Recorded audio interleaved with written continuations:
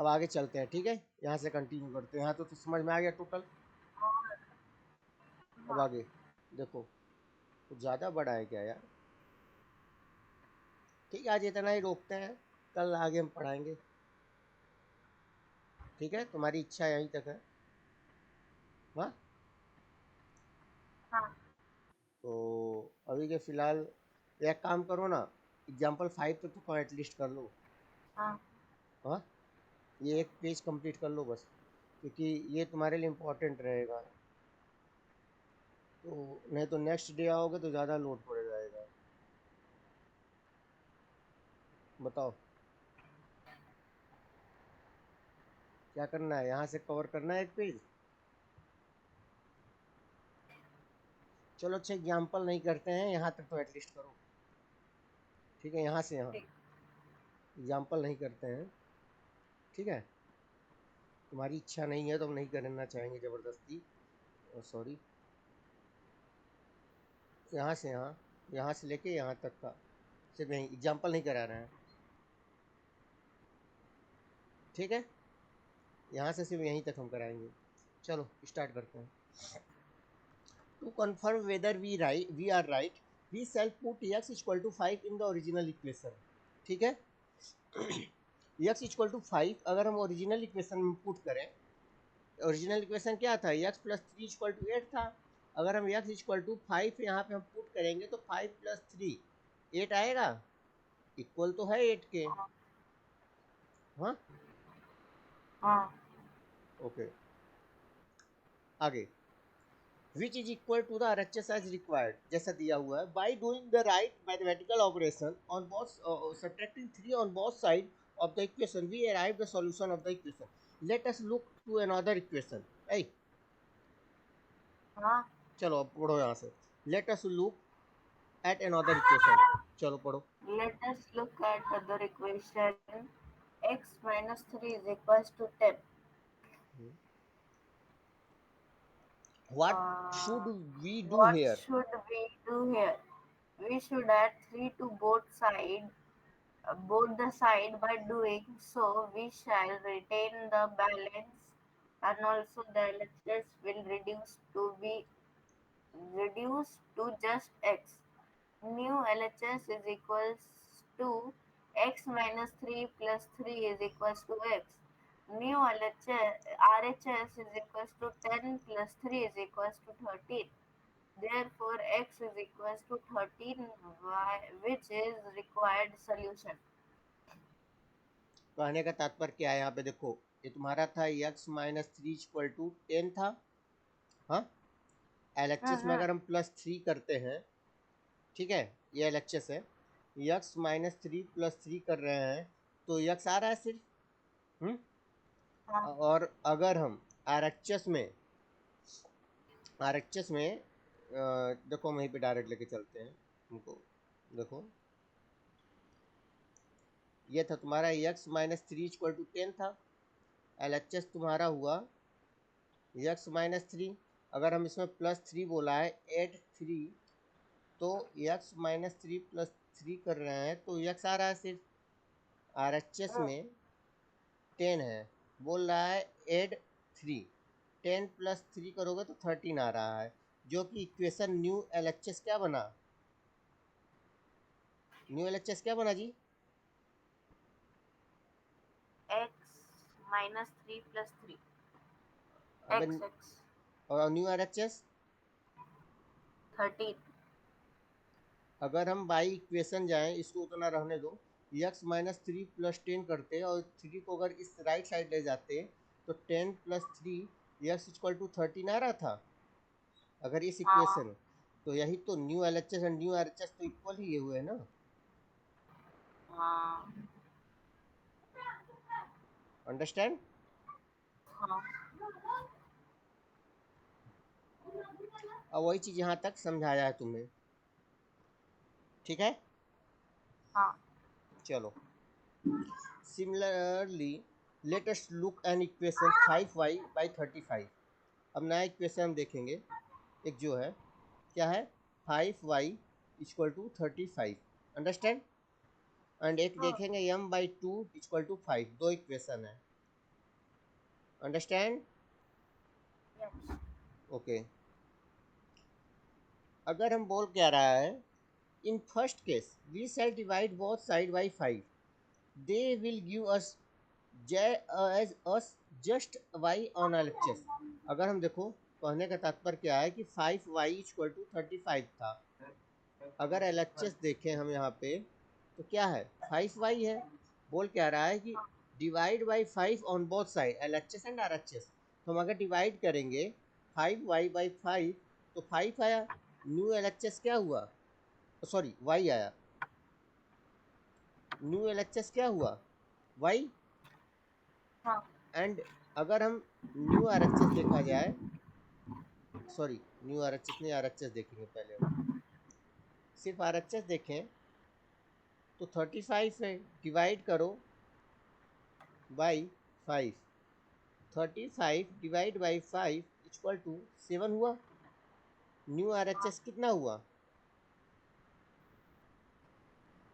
7 आया ना 7. New RHS. हाँ ओके। हाँ.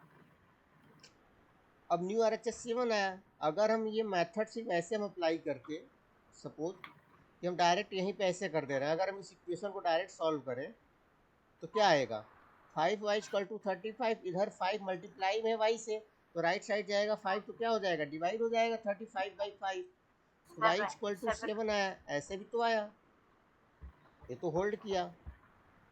अंडरस्टैंड? हाँ. इतना बात समझ में आया, ये मेरा जो मैंने तुमको बताया इधर, इधर इतना, हम्म. हाँ हम्म. ओके। हम्म. चलो अब देखो, यहाँ से पढ़ो देयर फोर से, तो Therefore, this is required solution. We can substitute y is equals to m in equation 4.8 and check that it is satisfied. In the second case, we shall multiply both sides by 2. This will give us just m on LHS. The new LHS m by 2 multiply 2. The new RHS is equals to 5 by 2. वही तो जो मैंने बताया वही हुआ। अब in second case बोल रहा है, सेकेंड केस में देखने के लिए बोल रहा है, वी सेल मल्टीप्लाई, सेकेंड क्या होता है, सेकेंड केस तुम्हारा ये है m by two equal to 5 वाला। Understand? Hmm. We shall multiply both side by 2, m by two है, जैसे इक्वेशन था तुम्हारा, m by two equal to 5 है। एलएचएस क्या है यहाँ पे, m बाई टू है। अब बोल क्या रहा है, मल्टीप्लाई करो बोथ साइड, इससे 2 से, यम by two multiply by two करेंगे तो यम आएगा, तो न्यू एलएचएस क्या हुआ, M. एम हुआ। अब बोल क्या रहा है, आरएचएस में भी करो वही चीज। अब यहाँ पे आरएचएस क्या है तुम्हारा, 5 है सिर्फ, 10. है 10 कहाँ से आ हाँ जाएगा हाँ जी। हाँ. अरे सॉरी सॉरी सॉरी. अब 2 से मल्टीप्लाई जब करोगे तो न्यू आरएचएस क्या बनेगा,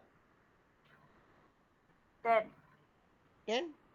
अब यहाँ पे हाँ. New LHS equal to new RHS होगा, हाँ होगा, हाँ. क्यों नहीं होगा। अब दिखाते हैं कैसे हो रहा है। अब देखो यहाँ पे जो इक्वेशन है, अगर m by two equal to 5, 2 divide में है लेफ्ट साइड में, राइट साइड में जाएगा तो क्या हो जाएगा, मल्टीप्लाई हो जाएगा। Multiply. m इक्वल टू 10 यहाँ भी हो रहा है, m इक्वल टू 10 यहाँ भी हो रहा है, हो तो रहा है। यहाँ पे m है, Yes. New LHS. बात समझ में आई है? हाँ. चलो आगे। अब हम क्या बोल रहे हैं आगे, देखो इधर,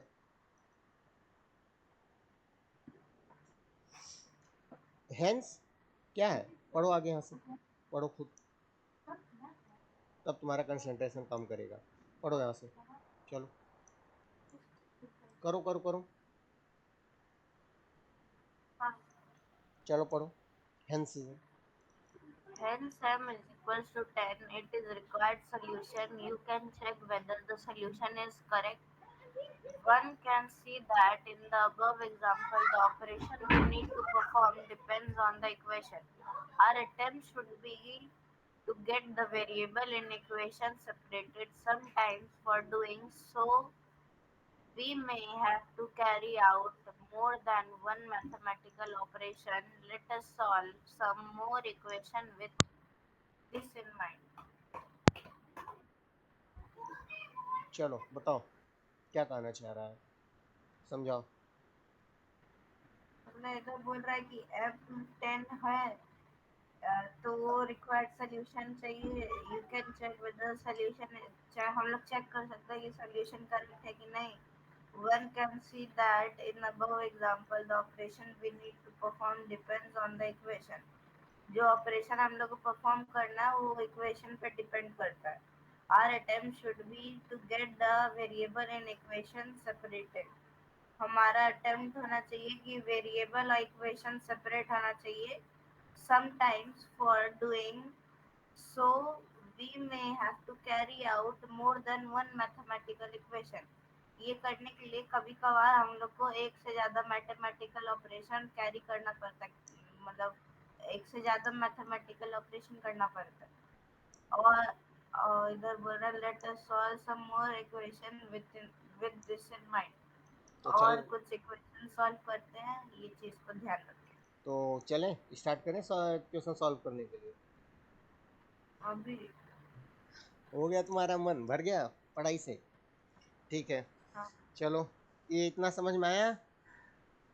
हाँ हम अगली क्लास में इससे हम इसी इक्वेशन पे जो दोनों इक्वेशन हम कराए हैं यहाँ पे और यहाँ पे, इसी पे हम बेस्ट तरीके से और अच्छा हम कराएंगे जिससे तुम्हें और क्लियर होगा।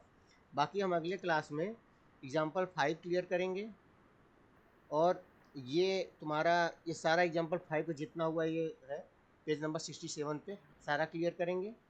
इक्वेशन और एक्सरसाइज 4.2 तक अगली क्लास में हम क्लियर कर देंगे पूरा। और हम अगले क्लास में आज आर डी शर्मा का बुक लेने के बाद अगले क्लास में हम तुम्हारा आर डी शर्मा का पूरा क्वेश्चन उठाएंगे, ठीक है। बात समझ में आई?